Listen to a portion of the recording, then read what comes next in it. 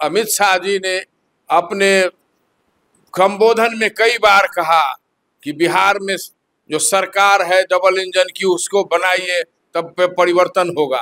लेकिन गुजरात का जो मॉडल है कोऑपरेटिव का वो कभी बिहार में नहीं हुआ।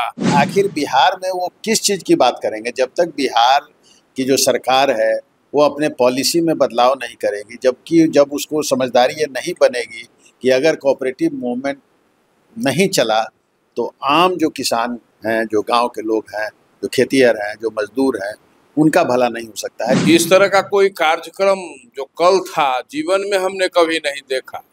सहकारिता विभाग के बिहार में जितनी सहकारी संस्थाएं चल रही है, मधु कोऑपरेटिव हो, एक्सो, व्यापार मंडल हो, बैंक हो, महाराष्ट्र में जितने राजनेता पैदा हुए हैं वो सब कोऑपरेटिव मूवमेंट के देन हैं।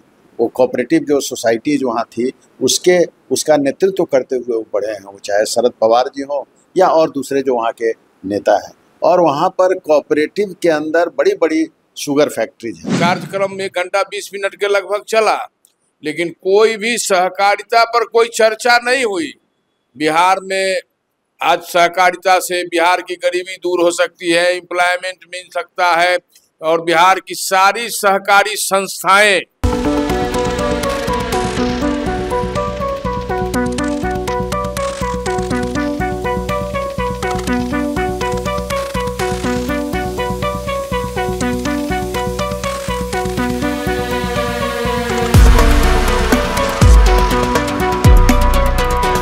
नमस्कार, फर्स्ट लुक बिहार देख रहे हैं और मैं हूं अभिषेक रंजन। केंद्रीय गृह मंत्री व सहकारिता मंत्री अमित शाह पटना पहुंचे हुए थे बीते दिन, और जिस प्रकार से सहकारिता विभाग के साथ बैठक हुई है, लेकिन इस बैठक का क्या निष्कर्ष निकल पाया है, इसी मुद्दे को लेकर हमारे पैनल में आज 2 मेहमान हैं। हमारे पैनल में प्रोफेसर अरुण कुमार सिंह है जो राजनीतिक विश्लेषक है। दूसरे पैनल में हमारे साथ बता दें कि वीरेंद्र राय है जो सहकारिता विभाग से लंबे समय से जुड़े रहे हैं और सहकारिता में बताया कई पद पर हैं। इनसे भी जानेंगे कि किस प्रकार से अमित शाह का जो कार्यक्रम हुआ है, सहकारिता विभाग में क्या बढ़ावा मिल पाया है, क्या काम हो पाया है और आगे इसके लिए क्या विचार हो पाया है। इसी से जानते हैं वीरेंद्र राय जिससे अमित शाह जी आए हुए थे, सहकारिता मंत्री भी हैं, पटना में आए थे। आप भी लगातार सहकारिता विभाग से जुड़े हुए थे, क्या कहेंगे इस पर? हम तो लंबे समय से 40 साल से सहकारी जीवन जिए हैं। इस तरह का कोई कार्यक्रम जो कल था जीवन में हमने कभी नहीं देखा।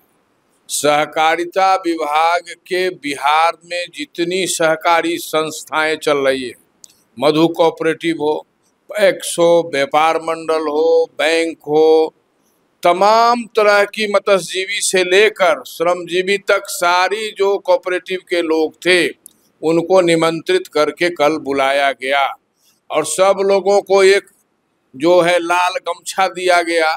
जो भाजपा में गमछा बढ़ता है उस कलर का गमछा एक ओढ़ाया गया और सहकारिता पर 1 घंटा में कार्यक्रम में 1 घंटा 20 मिनट के लगभग चला, लेकिन कोई भी सहकारिता पर कोई चर्चा नहीं हुई। बिहार में आज सहकारिता से बिहार की गरीबी दूर हो सकती है, एम्प्लॉयमेंट मिल सकता है और बिहार की सारी सहकारी संस्थाएं पैक्स से लेकर व्यापार मंडल और बैंक तक सब धाराशायी हो गया है, बिल्कुल खत्म है। किसी के पास कोई पूंजी नहीं है। तो कम से कम अमित शाह जी से बहुत आशा था लोगों का कि कल भारत सरकार के मंत्री आएंगे, सहकारिता मंत्री, तो कम से कम वर्किंग कैपिटल जो काम करने के लिए कुछ पूंजी चाहिए वो समितियों को मिलेगा। इसके लिए सारे हम लोग जुटे थे। लेकिन अमित शाह जी ने अपने संबोधन में कई बार कहा कि बिहार में जो सरकार है डबल इंजन की उसको बनाइए तब पे परिवर्तन होगा। लेकिन गुजरात का जो मॉडल है कोऑपरेटिव का वो कभी बिहार में नहीं हुआ। हम तो लंबे समय से दूध की सहकारिता में काम किए, पैक्स के अध्यक्ष रहे, व्यापार मंडल के अध्यक्ष रहे, बैंक के उपाध्यक्ष रहे, लेकिन जो कल हुई वो एक दल की बैठक हुई, सहकारिता और सहकारी नेताओं की बैठक नहीं थी। यदि ऐसा होता तो बिहार में गरीबी दूर करने का सहकारिता बहुत बड़ा औजार बन सकता था। इसके पास पूंजी नहीं है और पूंजी देकर सहकारिता को चमकाया जा सकता है, चलाया जा सकता है और बिहार में सबसे ज्यादा कृषि आधारित उद्योग की संभावना है, जिस पर अमित शाह जी ने एक शब्द नहीं बोला। गुजरात की सहकारिता, महाराष्ट्र की सहकारिता और बिहार की सहकारिता काफी अंतर है, और इस अंतर द्वंद में बिहार की सहकारिता बिल्कुल समाप्त हो गई है। इस व्यवस्था में अब डेयरी की व्यवस्था है। लंबे समय से 85 से सुधा डेयरी काम कर रहा है यहाँ, और गुजरात का अमूल इसके सिर पर सवार होकर यहाँ कलेजा पर मूंग रगड़ के और उस पर बेच रहा है दूध। सस्ते दर में बेच देता है, 20 लीटर में 1 लीटर फ्री दे देता है। अमित शाह को देखना चाहिए। लेकिन अमित शाह कहते हैं कि बिहार, झारखंड और उत्तर प्रदेश में अमूल छोड़ के कोई डेयरी दिखाई नहीं देना चाहिए। तो बिहार में जो सुधा काम कर रही है, इसका मुनाफा यहाँ के किसानों के जेब में जाता है। गुजरात का अमूल का दूध जो है, उसका मुनाफा गुजरात के किसान को दूध में जाता है। तो अमित शाह गुजरात को सिर्फ बढ़ावा देने आए हैं बिहार में, बिहार के किसानों के लिए उन्होंने सहकारिता के माध्यम से कोई घोषणा नहीं किया। ये काफी निंदनीय है। प्रोफेसर अरुण कुमार सिंह, क्या कहेंगे सर? जिस प्रकार से अमित शाह आए थे, कार्यक्रम हुआ, लेकिन क्या उपलब्धि मिल पाई? देखिए, ऐसा है कि बिहार में वो सहकारिता पर क्या बोलते हैं। देखिए, बिहार देश जब आज़ाद हुआ तो आज़ादी और सहकारिता पर्याय थे। यानी सहकारिता को भी सीधे सहकारिता नहीं कहा गया, इसको कहा गया सहकारिता आंदोलन, कोऑपरेटिव मूवमेंट। आंदोलन का मतलब ये था कि कोऑपरेटिव बना के ये जो किसी चीज़ को प्रोड्यूस करने की, उसकी मार्केटिंग करने की, वो सारी शक्ति जो है वो आम लोगों के बीच में जाएगी और उनको पूंजी मिलेगा। बैंक्स उनको पूंजी देंगे, सरकार उनको पूंजी मुहैया कराएगी। किसानों से जो दर होगा, एमएसपी का जो घोषित होगा, उसके आधार पर उस दर पर खरीदारी की जाएगी, उसका भंडारण होगा और फिर समय आने पर किसान भंडारण भी कर सकेंगे और फिर किसान उसको समय आने पर बेच भी पाएंगे। कोऑपरेटिव मूवमेंट के अंतर्गत ही कोल्ड स्टोरेज खुलने थे, जहाँ की किसानों के द्वारा पैदा किए हुए फल, सब्जी या कच्चे माल जो होते हैं उनको रखने की व्यवस्था की जानी थी। लेकिन एक भी कोऑपरेटिव के द्वारा मुझको मालूम नहीं है कि बिहार में कोई एक कोल्ड स्टोरेज भी खुला हुआ हो। तो आपने देखा कि किस तरह से नीतीश सरकार जब आई 2005 में, यूँ तो लालू जी के समय में ही कोऑपरेटिव मूवमेंट बिल्कुल समाप्त हो गया था। कांग्रेस के समय में कोऑपरेटिव मूवमेंट था। यहाँ बहुत अच्छे इस मुजफ्फरपुर ज़िले में जो नवल किशोर सिन्हा थे, जनक सिंह जी थे, ये सब लोग जो है सो कोऑपरेटिव, बाद में रघुनाथ पांडे जी, ये सब लोग कोऑपरेटिव मूवमेंट के सूत्रधार थे, बने थे यहाँ पर। लेकिन दीप नारायण सिंह थे जो वैशाली के थे, वो भी उसके सूत्रधार माने जाते हैं। लेकिन धीरे धीरे कोऑपरेटिव मूवमेंट बिल्कुल समाप्त होने लगा और आज के दिन में वो मृत प्राय हो चुका है। आपने देखा कि किस तरह से जब नीतीश सरकार आई तो 2005 में जितनी बाज़ार समितियाँ थीं, जिसका भी एक कोऑपरेटिव मूवमेंट से ही जिसका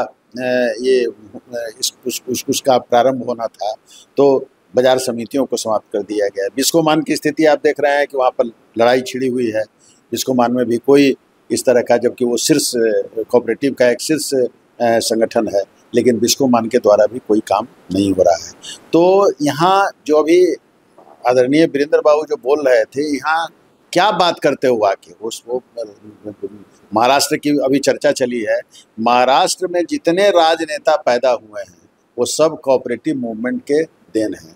वो कोऑपरेटिव जो सोसाइटी जो वहाँ थी उसका नेतृत्व करते हुए वो बढ़े हैं, वो चाहे शरद पवार जी हों या और दूसरे जो वहाँ के नेता हैं। और वहाँ पर कोऑपरेटिव के अंदर बड़ी बड़ी शुगर फैक्ट्रीज हैं और उस शुगर फैक्ट्रीज को इनडायरेक्टली ये जो बड़े बड़े वहाँ के राजनेता हैं वो चलाते हैं। आनंद की चर्चा अभी हुई, गुजरात के आनंद की चर्चा हुई कि किस तरह से वहाँ पर दूध का जो है सो भारतवर्ष का जो दूध उत्पादन में जो टॉप पर भारतवर्ष पहुँच गया हुआ है, वो कहीं ना कहीं जो कुरियन महोदय थे जिन्होंने कोऑपरेटिव मूवमेंट वहाँ प्रारंभ किया था दूध का आनंद में, उसकी देन है। यहाँ भी कुछ हद तक अभी भी जो प्रयास चल रहे हैं उससे सुधा जो कोऑपरेटिव जो यहाँ पर दूध का है वो ठीक से चल रहा है और किसानों को उससे फ़ायदा भी हुआ है। हम देख रहे हैं कि अगर ठीक मंशा से किसी चीज़ को चलाया जाए तो अच्छी तरह से वो आगे बढ़ता है। लेकिन बाकी जगहों पर यहाँ कोऑपरेटिव मूवमेंट है ही नहीं। तो अमित शाह जी ठीक है, बुला लिया गया तो लोगों को बुलाया जाता है, यहाँ भीड़ जुटाने का वही तरीका होता है। तो अमित शाह जी आए हुए थे तो उनके इसमें भीड़ जुटाना था तो उन लोगों को बुला लिया गया। आखिर बिहार में वो किस चीज़ की बात करेंगे जब तक बिहार की जो सरकार है वो अपने पॉलिसी में बदलाव नहीं करेगी, जब उसको समझदारी ये नहीं बनेगी कि अगर कोऑपरेटिव मूवमेंट नहीं चला तो आम जो किसान हैं, जो गांव के लोग हैं, जो खेतिहर हैं, जो मजदूर हैं, उनका भला नहीं हो सकता है। जब तक ये विचार मन में नहीं आएगा तब तक आप बिहार में कुछ आगे नहीं कर सकते। क्या कहेंगे वीरेंद्र राय जी, क्या ये कहीं ना कहीं अमित शाह जो आए हैं बिहार को चुनाव को लेकर आए हैं या फिर वो बैठक करने के लिए आए थे? नहीं, इनका तो चुनावी बैठक ही था। प्रोफेसर साहब ने कहा तो सहकारिता तो नेता बनाने का फैक्ट्री रहा है।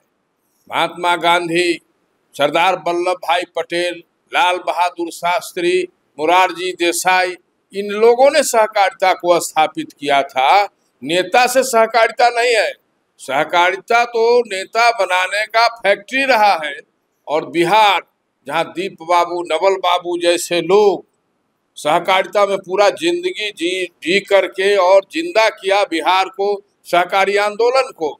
और सहकारी आंदोलन काफी मूवमेंट में था, लेकिन सरकार का जब ज्यादा हस्तक्षेप होने लगा, जब कांग्रेस की सरकार थी, उसके बाद जो सरकार के लोग थे देखे कि सहकारिता तो बड़ा फल फूल रहा है, इसमें नेता भी पैदा हो रहा है, तो सारा अफसर सहकारिता के पीछे पड़ गया। और सहकारिता में जो कुछ गलत तत्व घुस गए थे नेता के नाम पर, वो और पदाधिकारी मिलकर पूरे सहकारी संस्थाओं के जो पूंजी थी उसको लूट लिया। और बिहार की सहकारिता मृत प्राय है। एक डेयरी कोऑपरेटिव सोसाइटी छोड़ के बिहार की सारी सहकारिता मर चुकी है। अब इसको जिंदा करने के लिए इसको वर्किंग कैपिटल चाहिए भारत सरकार को। और वर्किंग कैपिटल यदि देती है तो सहकारी संस्थाएं बिहार में उठकर जग सकती है और एक बड़ा रोजगार का संस्थान बन सकता है। बिल्कुल, तो आप सुन रहे थे वीरेंद्र राय जी के, इसके साथ साथ प्रोफेसर अरुण कुमार सिंह, उनका क्या कुछ कहना था, किस प्रकार से अमित शाह का कार्यक्रम हुआ था।